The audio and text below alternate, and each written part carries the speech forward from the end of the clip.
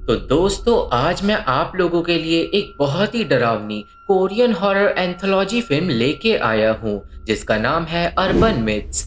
दोस्तों ये मूवी 2022 में रिलीज हुई है और इस एंथोलॉजी फिल्म में 3-4 नहीं पूरी 10 कहानियां हैं और हर एक कहानी पहले वाली से ज़्यादा डरावनी है। IMDb ने इस मूवी को 5 आउट ऑफ 10 की रेटिंग्स दी है और माई ड्रामा लिस्ट ने इसे 7.6 आउट ऑफ 10 की रेटिंग्स दी है। ये मूवी मेरे को पर्सनली काफ़ी ज़्यादा अच्छी लगी क्योंकि मूवी का कॉन्सेप्ट काफ़ी ज़्यादा अच्छा है और हमें बिल्कुल भी बोरिंग नहीं लगता। पूरी मूवी बहुत ज़्यादा थ्रिलिंग है, तो आप लोग वीडियो को पूरा लास्ट तक देखना। चैनल पे नए हो तो चैनल को सब्सक्राइब जरूर कर देना क्योंकि आज की इस वीडियो में हम अर्बन मिथ्स मूवी को समझते हुए इसके बारे में कुछ बात करने जा रहे हैं। और अब हम इसी के साथ चलते हैं सीधा वीडियो की तरफ। तो मूवी शुरू होती है और हमें पहली कहानी दिखाई जाती है जिसका नाम है टनल। हम लोग देखते हैं गीहुन नाम के एक लड़के को जो एक ड्रग माफिया है। गीहुन को एक पुलिस वाला रोक लेता है और गीहुन सारी ड्रग्स को छुपा देता है। पुलिस वाला गीहुन से लाइसेंस वगैरह मांगता है और पुलिस को गीहुन पे शक भी होता है, पर इन द एंड पुलिस वाला गीहुन को जाने देता है। गीहुन के पसीने छूट जाते हैं पर वो आगे बढ़ता है और एक टनल के अंदर एंटर करता है और अचानक ही एक हिरण उसकी गाड़ी के सामने आ जाता है। गीहुन गाड़ी को रोकता है पर हिरण गायब हो जाता है और अब उसे एक हाथ का निशान दिखता है अपने गाड़ी के शीशे पे और वो उस निशान को वाइपर से साफ करने की कोशिश करता है। पर अजीब बात तो ये थी कि वो निशान गाड़ी के अंदर की तरफ था। अब अचानक ही हाथों के निशान विंडशील्ड पे भी आ जाते हैं और गीहुन घबरा जाता है। गीहुन टनल से बाहर निकलता है और एक सुनसान जगह पे गाड़ी रोकता है। वो जाके अपनी गाड़ी की डिग्गी खोलता है और हम लोगों को दिखाया जाता है एक खून से लथपथ बैग। हम लोग समझ जाते हैं कि गीहुन ने किसी लड़की का मर्डर किया है और अब वो उस लड़की की लाश को ठिकाने लगाने के लिए ले जा रहा है। उस बैग में से लाश के बाल भी बाहर निकल रहे थे जिन्हें गीहुन काट देता है। गीहुन वापस आगे बढ़ता है और वो फिर से एक और टनल में एंटर करता है, पर इस बार गीहुन को डर लग रहा था क्योंकि उसे अपने आसपास उस लड़की की आत्मा दिख रही थी। वो इन सारी पैरानॉर्मल चीजों को इग्नोर करने की कोशिश करता है और तभी गाड़ी के शीशे हाथों के निशान से भर जाते हैं और गीहुन बुरी तरीके से डर जाता है। वो डर के मारे चिल्लाने लगता है और गुस्से में गाड़ी से निकलता है और एक हथौड़े से लाश वाले बैग को पीटने लगता है। पर ट्विस्ट तो तब आता है जब गीहुन को पता चलता है कि लाश बैग में से गायब हो चुकी है। गीहुन को अब पास के एक इलेक्ट्रिक बॉक्स में से कुछ आवाजें आती हैं और उस बॉक्स के अंदर होती है उसी लड़की की लाश। अचानक ही लाइट्स फूट जाती है और उस लड़की की लाश जिंदा हो जाती है। लाश अब क्रॉल करते हुए गीहुन की तरफ बढ़ने लगती है और गीहुन डर के मारे वापस गाड़ी में जाके बैठ जाता है, पर गाड़ी अब स्टार्ट नहीं होती। गीहुन समझ जाता है कि वो लड़की अब उसे नहीं छोड़ेगी और फिर वो आत्मा गीहुन पे पीछे से हमला कर देती है और एक हथौड़े से बुरी तरीके से गीहुन को तब तक मारती है जब तक उसका भेजा बाहर नहीं आ जाता है और कहानी यहीं पे खत्म हो जाती है। दूसरी कहानी शुरू होती है जिसका नाम है वुमेन इन रेड। हम लोग देखते हैं सोजिन नाम की लड़की को जो एक फ्यूनरल में आई हुई थी। वो फ्यूनरल था ह्युंजो नाम की एक लड़की का जिसने खुदकुशी कर ली थी, पर हिंजो की मौत से सोजिन बिल्कुल भी दुखी नहीं थी। सोजिन अपनी दोस्तों से बात करने के बाद वापस घर चले जाती है, पर उसे अपनी बिल्डिंग की गराज में एक औरत दिखाई देती है जिसने लाल ड्रेस पहनी हुई थी। वो औरत सोजिन को घूरती रहती है पर सोजिन उसे इग्नोर करके चली जाती है। उसी सेम रात को जब सोजिन अपनी दोस्त से बात करके वापस घर आ रही थी तो उसे फिर से वो औरत दिखाई देती है और इस बार सोजिन डरते हुए अपने घर में घुसती है। रात को सोजिन को उसी औरत के बारे में डरावना सपना आता है और वो जाग जाती है। सोजिन अब याद करती है ह्युंजो को और वो अपने स्कूल की फोटोज को देखती है। फोटोज में हम लोग ह्युंजो को सोजिन के आसपास देखते हैं, पर सोजिन किसी भी फोटो में ह्युंजो के पास नहीं होती। अगले दिन पार्किंग में सोजिन को फिर से वो औरत दिखाई देती है और इस बार सोजिन उस औरत से लड़ने लगती है, पर वो औरत अचानक ही गायब हो जाती है और अब सोजिन को लगता है कि वो औरत शायद इंसान नहीं है। इस बारे में सोजिन अपनी दोस्त से बात करती है और उनकी बातों से हमें पता चलता है कि सोजिन ह्युंजो को पसंद नहीं करती थी और ह्युंजो हमेशा से सोजिन की दोस्त बनना चाहती थी, पर जो सोजिन थी वो हमेशा ह्युंजो की दोस्ती को ठुकराती रहती थी। सोजिन अब वापस घर जाती है, पर जब एलिवेटर का दरवाजा खुलता है तो सामने वो औरत खड़ी होती है। सोजिन 3 बार अलग अलग फ्लोर पे डरते हुए जाती है, पर हर बार वो औरत सामने होती है और सोजिन बुरी तरीके से डर जाती है। वो औरत फाइनली अपना चेहरा सोजिन को दिखाती है और असल में वो होती है ह्युंजो की आत्मा। ह्युंजो अब सोजिन की तरफ बढ़ती है और सोजिन बुरी तरीके से डर के भागती है। सोजिन अपने घर में भी घुस नहीं पाती और जहां भी सोजिन जाती है ह्युंजो उसके पीछे आ जाती है। एंड में अचानक ही ह्युंजो गायब हो जाती है और सोजिन डर के मारे अपनी बिल्डिंग के बाहर भाग जाती है। वो बुरी तरीके से डर चुकी थी और इससे पहले सोजिन मदद मांग पाती, ह्युंजो उसे पकड़ लेती है और अपने साथ ले जाती है। ह्युंजो सोजिन को पकड़कर दीवार पे चढ़ने लगती है और उसे बिल्डिंग के ऊपर तक ले जाती है। सोजिन ह्युंजो से माफी मांगने लगती है और हमें पता चलता है कि ह्युंजो की मौत सोजिन की वजह से हुई थी, क्योंकि सोजिन ने ह्युंजो को बहुत ज्यादा परेशान किया था, वो भी बस इस बात पे कि ह्युंजो सोजिन से दोस्ती करना चाहती थी, पर सोजिन को ह्युंजो से दोस्ती नहीं करनी थी। और कहानी के एंड में ह्युंजो सोजिन को छत से नीचे गिरा देती है और सोजिन बुरी तरीके से मारी जाती है और ह्युंजो का बदला पूरा हो जाता है, जिसके साथ कहानी खत्म हो जाती है। अब तीसरी कहानी शुरू होती है जिसका नाम है टूथ वर्म्स। हम लोग देखते हैं चूंग नाम के एक डेंटिस्ट को, जिसके पास एक आदमी आया हुआ होता है। उस आदमी के दांतों में बहुत ज्यादा दर्द था, पर चूंग को पता नहीं चलता कि उसे दर्द क्यों हो रहा है। उस आदमी के एक्सरे में भी कोई दिक्कत नहीं थी और चूंग काफी ज्यादा कंफ्यूज हो जाता है। एंड में वो उस आदमी को घर भेज देता है, ये कह के कि उसके दांत बिल्कुल ठीक है। अब उस रात को जब सब लोग चले जाते हैं तो चूंग को एक सिंक में पानी भरा हुआ मिलता है और ये वही सिंक है जिसमें उस आदमी ने कुल्ला किया था। चूंग उस सिंक के प्लग को निकालता है और उसे मिलते हैं बहुत ही अजीब कीड़े जो बहुत ही ज्यादा घिनौने होते हैं।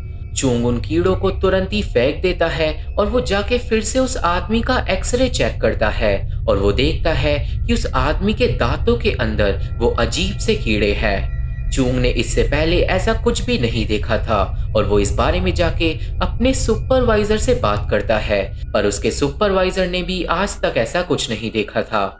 सुपरवाइजर चूंग को लाइब्रेरी में जाके रिसर्च करने के लिए बोलता है और चूंग कीड़ों के बारे में पढ़ना स्टार्ट करता है। सरप्राइजिंगली उसे लाइब्रेरी में उन कीड़ों के बारे में पता चलता है कि उन्हें टूथ वर्म्स कहते हैं और वो कीड़े बस आज तक एक इंसान के अंदर देखे गए हैं। चूंग को पता चलता है कि सालों पहले उन कीड़ों ने एक आदमी को इन्फेक्ट किया था और वो आदमी पागल हो गया था, जिसे एंड में मार दिया गया था। किताबों के हिसाब से वो कीड़े जानलेवा हैं और बहुत आसानी से फैलते हैं और अगर उन्हें रोका ना जाए तो पूरी दुनिया में तहलका मच सकता है।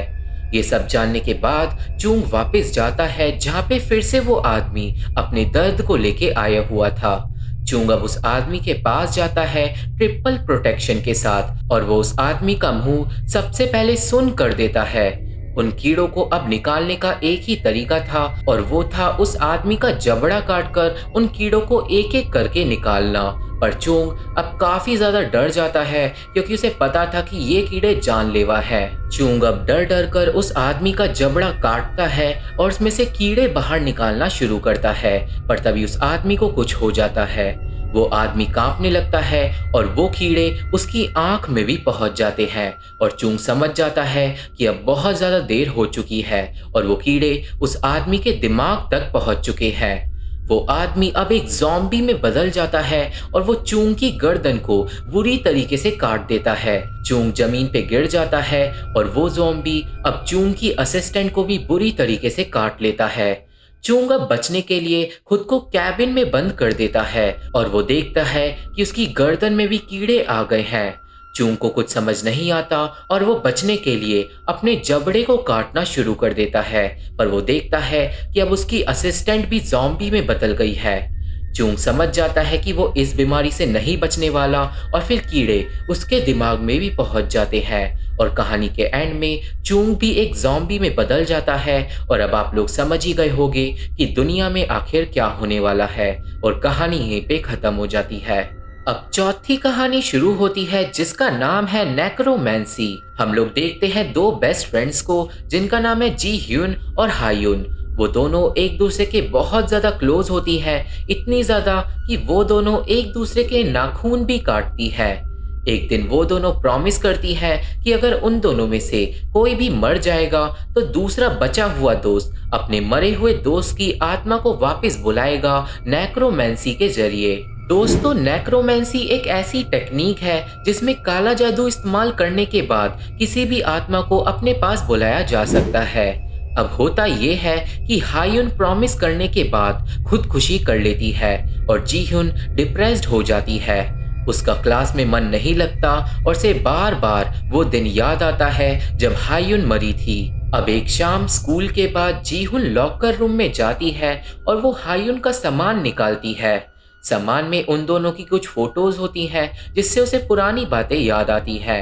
जीहुन को हायुन की डायरी भी मिलती है जिसमें नेक्रोमेंसी रिचुअल करने का तरीका लिखा हुआ था। सामान में जीहुन को हायुन के नाखून और एक अजीब गुड़िया भी मिलती है और जीहुन अब फैसला करती है हायुन को वापस बुलाने का।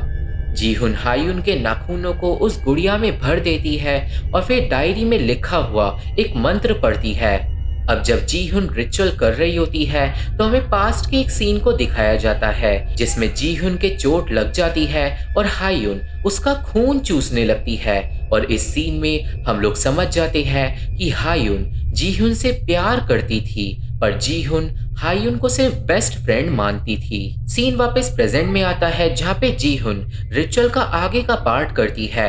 वो 1 मिनट का टाइमर अपने फोन में लगाती है और रिचुअल के हिसाब से जाकर छुप जाती है और ये रिचुअल का आखिरी पार्ट था जिसके बाद हायुन की आत्मा जीहुन के पास आ जाएगी। 1 मिनट पूरा हो जाता है और पूरे स्कूल की लाइट्स फ्लिकर होने लगती है। जीहुन के सामने हायुन की आत्मा आ जाती है जो बिल्कुल नॉर्मल दिख रही थी और जीहुन अब हिम्मत करके अपनी दोस्त से बात करने के लिए आगे बढ़ती है पर हायुन अचानक ही गायब हो जाती है। जीहुन वापस रिचुअल वाले कमरे में जाती है और वो देखती है कि जिस पेज पे हायुन ने रिचुअल लिखा हुआ था वो पेज आधा फटा हुआ है। जीहुन तुरंत ही उस फटे हुए पेज का दूसरा हिस्सा ढूंढने में लग जाती है जो थोड़ी ही देर में उसे मिल जाता है और इस पेज पे लिखा हुआ था कि रिचुअल के बाद जो आत्मा वापस आएगी वो नॉर्मल इंसान से कई ज्यादा खतरनाक होगी। अब तभी हायुन की आत्मा वहां पे आ जाती है जो डिमोनिक हो जाती है। जीहुन डर जाती है पर इससे पहले वो कुछ भी कर पाती हायुन की डिमोनिक आत्मा जीहुन को कच्चा पूरी तरीके से खा जाती है। जीहुन को खाने के बाद हायुन जाके शीशे के सामने खड़ी होती है जहाँ पे हायुन को शीशे के अंदर जीहुन दिखाई देती है और हम लोग समझ जाते हैं कि हायुन ने जीहुन को अपने साथ जोड़ लिया है और अब वो दोनों हमेशा हमेशा के लिए साथ रहेंगे और कहानी यहीं पे खत्म हो जाती है। अब 5वीं कहानी शुरू होती है जिसका नाम है द वॉल। हम लोग देखते हैं जुओंग नाम के एक लड़के को जिसने आज ही नए घर में शिफ्ट किया है पर रात होते ही उसकी दीवार में से खटखट की आवाज आने लगती है। वो आवाज पूरी रात आती है और जुओंग सो नहीं पाता। अगले दिन जब वो काम पे जाता है तो एक सुंदर लड़की एलिवेटर में चढ़ती है। जुओंग को पता चलता है कि वो लड़की उसकी पड़ोसन है और अब उसे लगता है कि शायद वो लड़की उससे बात करना चाहती है और इसलिए ही वो रात भर दीवारें पीट रही थी। वो लड़की जाते हुए अपना स्कार्फ गिरा देती है और इस बात से जुओंग का शक और ज्यादा पक्का हो जाता है क्योंकि कोई अनजान लड़की जानबूझकर अपना स्कार्फ नीचे क्यों गिराएगी। अब रात को जुओंग उस लड़की से दीवार के जरिए बात करने की कोशिश करता है और उसे जवाब तो मिलता है पर सिर्फ खटखट के जरिए। जुओंग को लगता है कि वो लड़की शर्मीली है और इसलिए वो बोलता है कि अगर तुम्हारा जवाब हाँ है तो एक बार दीवार खटकाओ और अगर तुम्हारा जवाब ना है तो 2 बार। ऐसा करने से जुओंग को हाँ और ना में जवाब मिलने लगते हैं और वो खुश हो जाता है। अगले दिन जुओंग फिर से उस लड़की से एलिवेटर में मिलता है और वो उससे एलिवेटर में भी नॉक नॉक करके बात करने की कोशिश करता है अब जब वो लड़की जुओंग की नॉक नॉक वाली हरकत देखती है तो वो थोड़ी कंफ्यूज हो जाती है और वो उस बात को हंसकर टालकर वहां से चली जाती है। अब उस रात को जुओंग को खटखट की आवाज नहीं आती और इसलिए वो उस लड़की के घर उसका स्कार्फ वापस करने के लिए जाता है। उस लड़की के घर का दरवाजा खुला हुआ था और जब जुओंग अंदर जाता है तो उसे पूरा घर बिखरा हुआ मिलता है, जैसे वहां पे कोई रहता ही ना हो। इस बीच में हमें एक न्यूज़ पता चलती है जिसमें लिखा हुआ था कि एक कपल गायब हो गया है और उनकी लाशें अभी तक नहीं मिली है। हम लोग समझ जाते हैं कि ये अपार्टमेंट उसी कपल का है जो गायब हो गया है और जो लड़की जुओंग को मिली थी वो मर चुकी है। जुओंग वापस अब अपने घर जाता है जहाँ पे अब वो दीवार को तोड़ने लगता है और से मिलता है एक सीक्रेट क्लोजेट और उस क्लोजेट में छुपी हुई होती है उस कपल की लाश जिससे जुओंग के होश उड़ जाते हैं। अब उस कपल की मौत कैसे हुई ये तो हमें पता नहीं चलता, पर डर के मारे जब जुओंग अपने घर से भागने की कोशिश करता है तो एक अनजान शक्ति उसे पकड़कर उसका गला दबाने लगती है और फिर वो अनजान शक्ति जुओंग के पूरे घर में भूकंप को ले आती है और एक अजीब सा पोर्टल खुल जाता है और वो शक्ति जुओंग को उस पोर्टल के अंदर फेंक देती है। जिसके बाद क्या होता है हमें पता नहीं चलता और कहानी यहीं पे खत्म हो जाती है। अब छठी कहानी शुरू होती है जिसका नाम है द क्लोजेट। हम लोग देखते हैं जी हाय नाम की एक लड़की को जिसको चाहिए था एक नया क्लोजेट और उसे इंटरनेट पे एक बहुत ही सस्ता सेकंड हैंड क्लोजेट मिल जाता है। अब इससे पहले वो क्लोजेट कोई और खरीद ले जी हाय उसके ओनर को फोन कर देती है और वो ओनर जी हाय को मिलने के लिए बुलाता है। जी हाय ओनर से मिलने के लिए जाती है जो काफी ज्यादा अजीब होता है, पर जब जी हाय क्लोजेट को देखती है तो उसका दिल क्लोजेट पे आ जाता है। क्लोजेट का ओनर क्लोजेट की खूब तारीफें करता है पर जी हाय को ओनर से बहुत ज्यादा क्रीपी वाइब्स आती है और जी हाय बोलती है कि वो इस क्लोजेट को खरीद लेगी क्योंकि उसे ये बहुत ज्यादा पसंद आया है और फिर जी हाय उस ओनर से डर जाती है और वो वहां से तुरंत ही भाग जाती है। अगले दिन क्लोजेट जी हाय के घर आ जाता है पर उसी रात से जी हाय को बहुत बुरे बुरे सपने आना शुरू हो जाते हैं और हर रात क्लोजेट का दरवाजा अपने आप खुल जाता है। जी हाय कुछ ही टाइम में समझने लगती है कि ये क्लोजेट नॉर्मल नहीं है, पर अब वो क्लोजेट को फेंक नहीं सकती थी और इसलिए वो एक रात को एक बैग में काले मोती भर देती है और क्लोजेट पे टांग देती है ताकि उसे बुरे सपने न आए। पर उस रात को एक अनजान शक्ति जी हाय पे हमला कर देती है। अब अचानक ही जी हाय का वो मोतियों का बैग फट जाता है और क्लोजेट फिर से खुल जाता है। जी हाय क्लोजेट के अंदर चेक करती है और क्लोजेट में से निकलता है क्लोजेट का ओनर जो जी हाय पे हमला कर देता है। लड़ाई में जी हाय ओनर को चाकू से कई बार स्टैब कर देती है पर ओनर को कुछ भी नहीं होता, मतलब वो ओनर ही एक डीमन है जो क्लोजेट के अंदर रहता है और इन द एंड वो डीमन जी हाय को अपने साथ ले जाता है और क्लोजेट बंद हो जाता है और कहानी यहीं पे खत्म हो जाती है। अब सातवीं कहानी शुरू होती है जिसका नाम है घोस्ट मैरिज। हम लोग देखते हैं जायहून नाम के एक लड़के को जो एक इंटरव्यू में आता है, पर इंटरव्यू में उससे अजीब सवाल पूछे जाते हैं जैसे उसका जन्म कितने बजे हुआ था और उसका नाम हंजा में लिखा कैसे जाता है। दोस्तों हंजा एक कोरियन राइटिंग स्टाइल है जो शादी वगैरह में काम आता है। ये सारे क्वेश्चंस जायहून को अजीब लगते हैं पर इन द एंड वो जॉब को एक्सेप्ट कर लेता है। इंटरव्यू के बाद जायहून अपने दोस्त से बात करता है जिसने पहले ही बताया था कि वो इंटरव्यू थोड़ा अजीब है। खैर जॉब मिलने के बाद जायहून अपने घर जाता है और वो नहाता है और हम लोग अब उसके पास एक आत्मा को देख पाते हैं। वो आत्मा अब जायहून के आसपास भटकती रहती है पर जायहून उसे अभी देख नहीं पाता। अगले दिन जायहून जॉब पे जाता है पर सब लोग उसे अजीब तरीके से देखते हैं, मतलब सबको पता है कि जायहून के साथ क्या होने वाला है।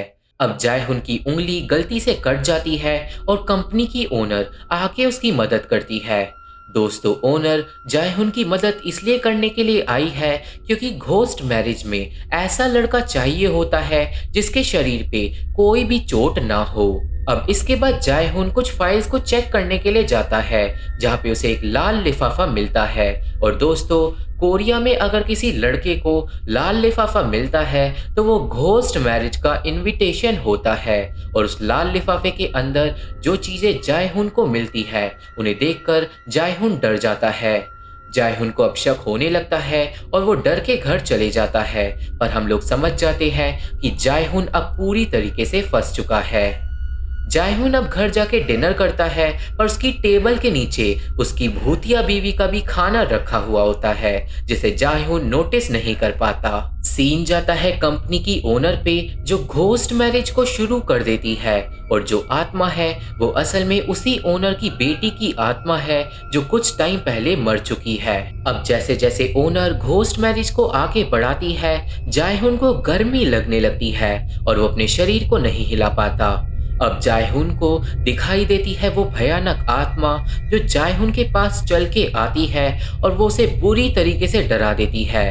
अब अचानक ही जायहुन शादी के मंडप में पहुंच जाता है और उसके सामने बैठी हुई होती है उसकी डरावनी भूतिया बीवी, जिसके मुंह से खून निकल रहा होता है। जायहुन चिल्लाता है और शादी के शुरू होते ही कहानी खत्म हो जाती है। अब 8वीं कहानी शुरू होती है, जिसका नाम है गर्ल इन द मिरर। हम लोग देखते हैं ह्युनजो नाम की एक लड़की को, जो एक ब्यूटी सैलून में काम करती है।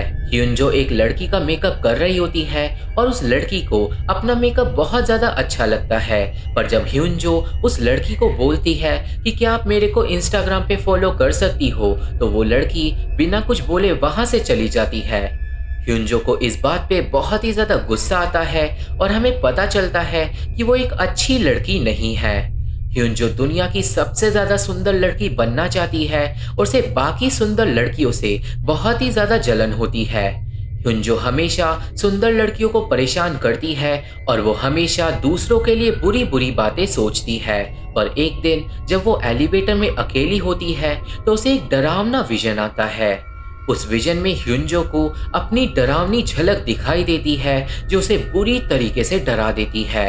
ह्युनजो अब शांत होकर घर पहुंचती है और वो अपने आप को शीशे में घूरना शुरू करती है। अब हम लोग देखते हैं कि ह्युनजो की झलक डिमोनिक हो गई है, क्योंकि वो हमेशा खुद को शीशे में घूरती रहती है और वो शीशे के सामने लोगों की बुराई करती रहती है।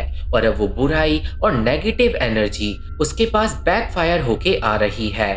ह्युनजो अब जाके बैठती है, पर वो सुंदर लड़कियों की फोटो देखकर गुस्सा करने लगती है। वो इसके बाद अपनी फोटो खींचने लगती है, पर अचानक ही उसकी रिफ्लेक्शन डिमोनिक हो जाती है और ह्युनजो डर के मारे फोन फेंक देती है। वो दोबारा डरते हुए अपना फोन उठाती है, पर इस बार फोन में से निकलता है उसकी रिफ्लेक्शन का डरावना हाथ, जो ह्युनजो के चेहरे को बुरी तरीके से छील देता है।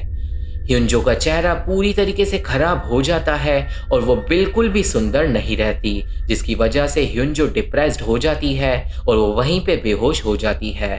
कहानी के एंड में ह्युनजो की एक भयानक फोटो उसके इंस्टा पे अपने आप अपलोड हो जाती है और कहानी यहीं पे खत्म हो जाती है।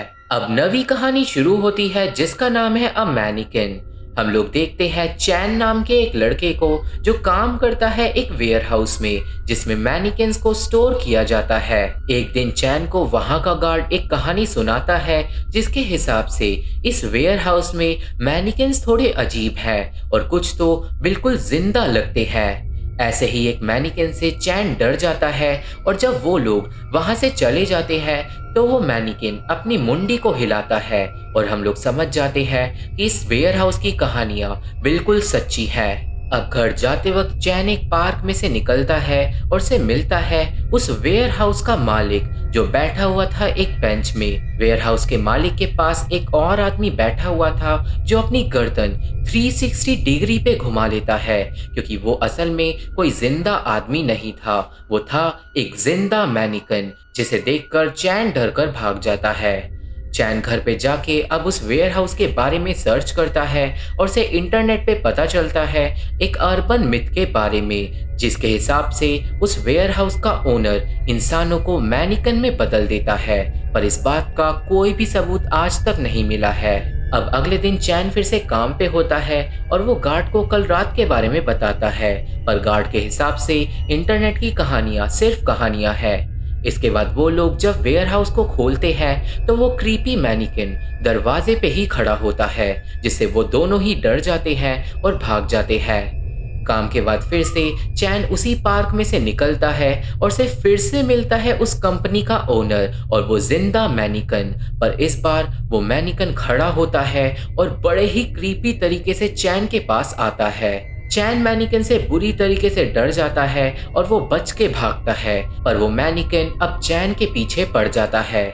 चैन मैनिकन से बचता हुआ अंडरग्राउंड चले जाता है, पर वो मैनिकन सीढ़ियों से उतरकर उसका पीछा करता है। भागते भागते चैन एक अंडरग्राउंड मार्केट में पहुंच जाता है और एंड में उसके पास भागने के रास्ते खत्म हो जाते हैं। वो मैनिकन चैन को घेर लेता है, पर चैन उस मैनिकन को गिराकर तोड़ देता है और उसके अंदर से बहुत सारा खून बाहर निकलता है। चैन अब फिर से डर के भागता है, पर अचानक ही उसके पैर अकड़ने लगते हैं और वो देखता है कि उसके हाथ पुतले में बदलने लगे हैं। चैन के सामने अब आता है कंपनी का ओनर, जो बोलता है कि चैन उसकी कलेक्शन में बहुत ही ज्यादा अच्छा लगेगा, और कहानी के एंड में चैन बदल जाता है एक जिंदा मैनिकन में और कहानी यहीं पे खत्म हो जाती है। अब 10वीं कहानी शुरू होती है और हम लोग देखते हैं एलेक्सा नाम की एक लड़की को और उसके दोस्तों को, जिनका नाम है नूरी और यंगमिन। एलेक्सा इंटरनेट पे बहुत ही ज़्यादा फेमस होती है और उसका मेन काम था हर जगह जाके एस्केप रूम्स को पार करना।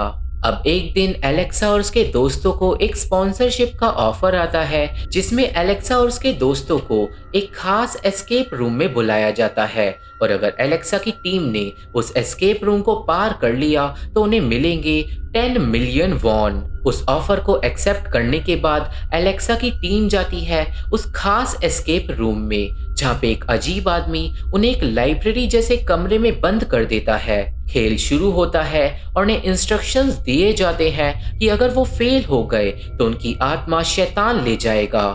अब नॉर्मली ऐसी बातें खेल का एक हिस्सा होती है और इसलिए उन लोगों को ज्यादा फर्क नहीं पड़ता। वो लोग जल्दी ही आगे बढ़ने का रास्ता ढूंढ लेते हैं और वो पहुंच जाते हैं एक बड़ी लाइब्रेरी में, जहाँ पे अचानक ही एक डेड बॉडी एलेक्सा के सामने आकर लटक जाती है। खैर, उन लोगों को ये सब नकली लगता है और वो लोग आगे बढ़ते हैं। खेल में आगे नूरी को एक काले जादू की किताब मिलती है जिसमें कुछ अजीब बातें लिखी हुई थी, और एलेक्सा और यंगमिन को दो दरवाजे मिलते हैं जो लॉक होते हैं। यंगमिन वाले दरवाजे में ऑलरेडी चाबी होती है, पर गेट खोलते ही काफी सारे बुक शेल्फ यंगमिन पे गिर जाते हैं और यंगमिन के सर में चोट लग जाती है। इसके बाद उन लोगों को समझ आता है कि वो चाबी दूसरे दरवाजे की है और वो ताला खोलकर आगे बढ़ते हैं। अब तीसरे कमरे में बहुत सारी डिमोनिक पेंटिंग्स थी और सारी पेंटिंग्स के आगे एक बटन लगा हुआ था।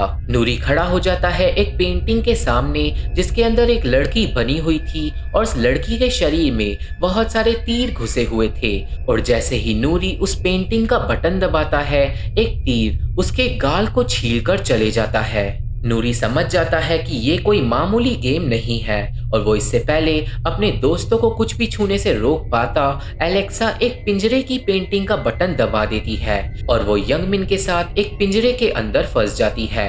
उस पिंजरे में अब खून गिरने लगता है क्योंकि उस पिंजरे के ऊपर असली कटे हुए इंसानों के पार्ट पड़े हुए थे। एलेक्सा और यंगमिन पूरी तरीके से डरकर चिल्लाने लगते हैं और वो समझ जाते हैं कि ये पूरा खेल असली है। नूरी अब थोड़ा अपना दिमाग चलाता है और वो एक चाबी वाली पेंटिंग का बटन दबा के चाबी को हासिल कर लेता है, पर वो चाबी पिंजरे की नहीं थी बल्कि वो चाबी अगले दरवाजे की थी। वो तीनों अब फैसला करते हैं कि नूरी अब अकेला आगे बढ़ेगा और फिर वो मदद लेके वापस आएगा। नूरी अब अगले कमरे में पहुंचता है और वहां पे उसे कुछ लोग मिलते हैं। नूरी उन लोगों की तरफ बढ़ता है, पर जैसे ही नूरी उन लोगों के पास पहुंचता है उसे पता चलता है कि वो लोग डिमोनिक आत्माएं हैं, और उसी कमरे में नूरी को एलेक्सा और यंगमिन की डिमोनिक आत्माएं भी मिलती हैं, मतलब वो दोनों भी मर चुके हैं। हम लोग देखते हैं कि नूरी असल में एक पेंटाग्राम में खड़ा हुआ है और बहुत सारी डिमोनिक आत्माएं उसकी आत्मा को फंसाने की कोशिश कर रही है। खैर नूरी बुरी तरीके से डर जाता है और वो अगले कमरे की तरफ भागता है, पर दरवाज़ा खोलते ही नूरी के ऊपर बहुत सारी लाशें गिरती है और एंड में नूरी को भी एक डीमन पकड़ लेता है और अपने साथ ले जाता है। अब एंड में स्क्रीन पे लिखा हुआ आता है मिशन फेल्ड और मूवी यहीं पे खत्म हो जाती है। तो दोस्तों ये थी एक्सप्लेनेशन अर्बन मिथ्स मूवी की और मुझे आशा है कि आप सभी को ये मूवी समझ आ गई होगी और मेरी वीडियो पसंद आई होगी। ये मूवी काफ़ी ज़्यादा बड़ी है बट काफ़ी ज़्यादा इंटरेस्टिंग है। तो अगर आप लोगों को ये मूवी देखनी है तो मेरा टेलीग्राम ज्वाइन करना होगा। मेरे फेसबुक पेज का लिंक, इंस्टा का लिंक, स्नैपचैट का लिंक, ट्विटर का लिंक और बाकी सारी social media link description box में मौजूद है। तो अगर आप लोग मेरे से जुड़ना चाहते हो तो आप लोग मेरे को वहाँ पे फॉलो जरूर कर सकते हो। और अब मैं आप लोगों से मिलता हूँ अपनी अगली वीडियो में, तब तक के लिए थैंक यू, बाय बाय।